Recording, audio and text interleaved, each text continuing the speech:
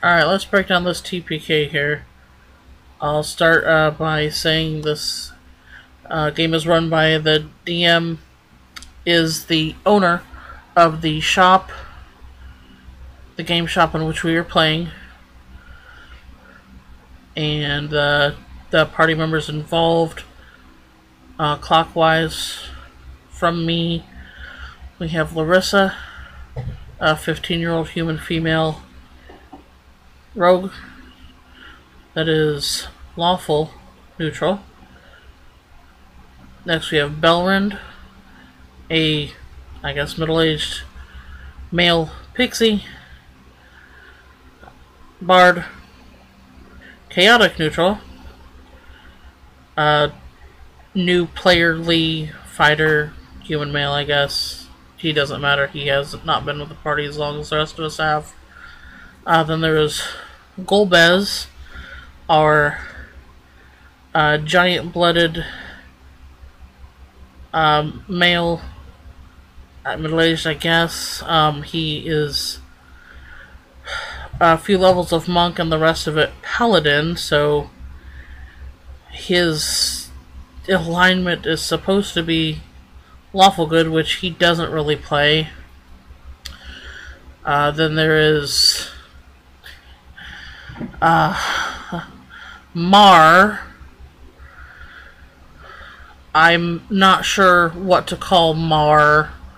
If you've heard Devin talk about Mar before, you know who this is.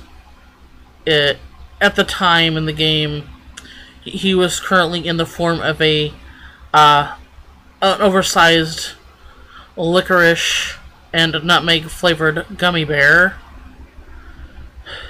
Next to him was Nithrum, a young lizard folk male.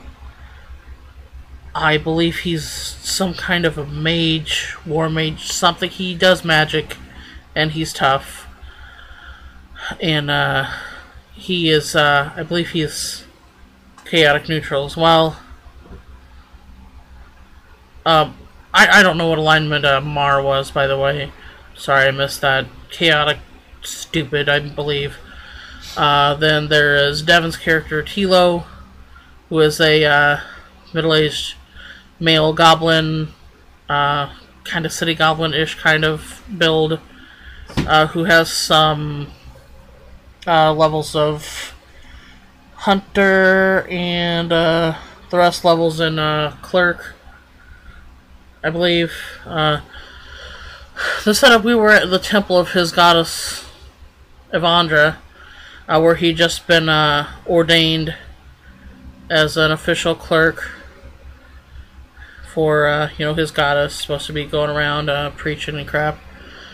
But yeah, his goblin parents were also buried outside this temple, and my character, let's go over my character. Les is an Avenger, which is a holy warrior type. It is the chaotic good paladin, or chaos paladin as some people call it.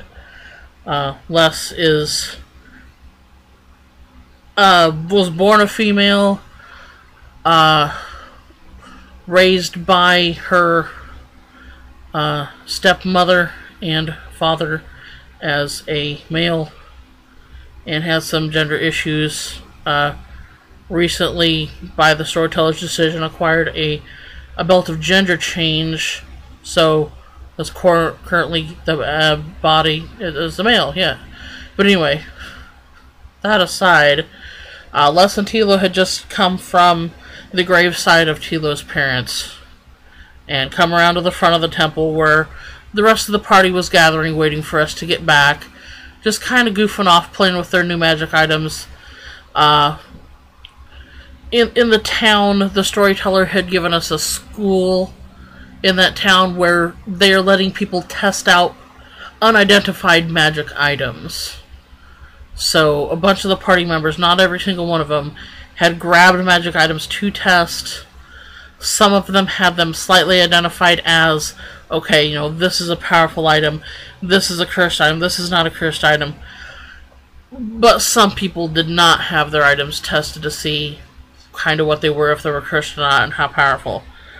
One of the people that didn't have any clue what their items did was Belrand the Pixie. He had an idea what his fiddle did, put people to sleep. But his gloves. Like I said, this was supposed to be artifacts. This was supposed to be just items that students from the magic school had made as a, final exam project. It was later revealed after this whole incident that the gloves that Belrand acquired were actually an artifact, very powerful artifact. So I couldn't figure out how. I mean, certainly a student would not have made an artifact, so this had to have been. It was a random roll. I'm sure the storyteller, the DM, he decided that this was going to probably be some prank of a god, possibly, on the group. And where did it go off? But yeah, the Pixie also had a armor of missile attraction. So the artifact, as Devin mentioned, once the wearer goes down to 0 hit points, it sets off a fireball for whatever damage it was that brought him down to 0, quadrupled. And of course, this being on a Pixie, Pixie didn't have very many hit points. Now, the situation that led up to this, the Pixie had been testing some bow and arrow deals to see if any of them did anything. One of the arrows accidentally hit the gummy bear. He had come over. Okay, the gummy bear had angrily come over to the Pixie. The Pixie thought it was just for him to give the arrow back. Gummy bear takes a swing at the Pixie. Pixie, as he is trying to reach for the arrow, gets shoved into the wound of the gummy bear, and hence covered with gummy bear goop. After a little fiasco, he gets pulled out. I won't say from which end. And is, completely covered in gummy bear goop. And he is delighted in this fun, strange experience, of course, and is, he doesn't use prestidigitation to clean himself up. He is wiping it off and giving it a taste. And as Larissa, our rogue, comes from inside the temple, she hadn't been out there quite yet, but she came out, and Golbez was following behind her. She witnesses this. Belrand offers to give her a taste of this goop. She doesn't really know what it is quite yet. And she declines, of course. And so Belrand goes over a few squares and offers some to Tilo. At that time it is explained to her that what had happened, and that is actually guts, more or less, from the gummy bear that Belrand is eating and now sharing with Tilo. So, Tilo, he's cool, he's into that. He takes a try. I don't know if I mentioned Tilo is neutral good, starting to lean toward chaotic anyway, to follow his goddess. So, Larissa, being lawful as she is in this extremely chaotic group, understandably, her mind snaps, and the player role plays this quite well, and she was like, "I draw the line at party members eating other party members," and she commences to throw a dagger at Belrand. And that sets off the chain reaction of the fireball, which I believe in. Belrand dies from that one hit because of the sneak attack damage. He's flat-footed and all. Doesn't expect this shit.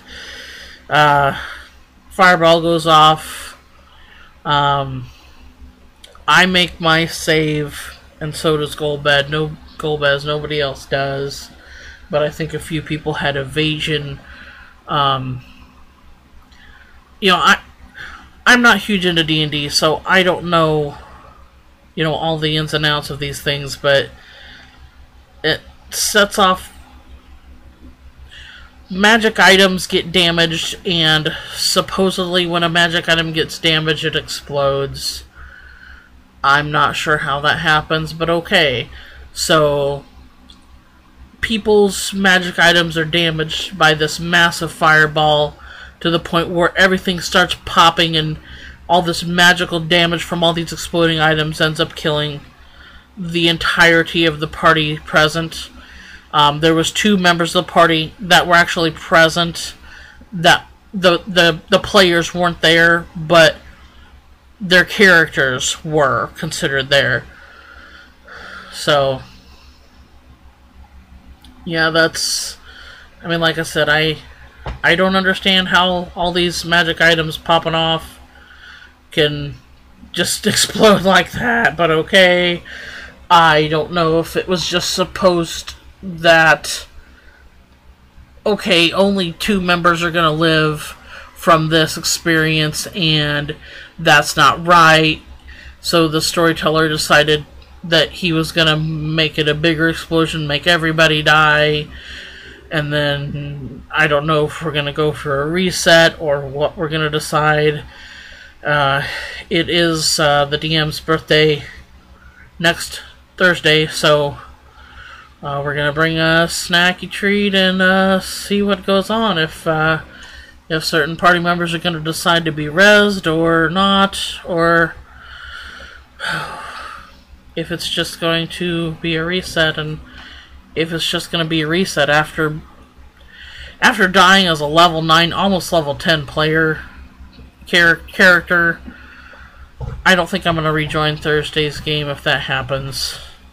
That's just my initial feelings. We'll see.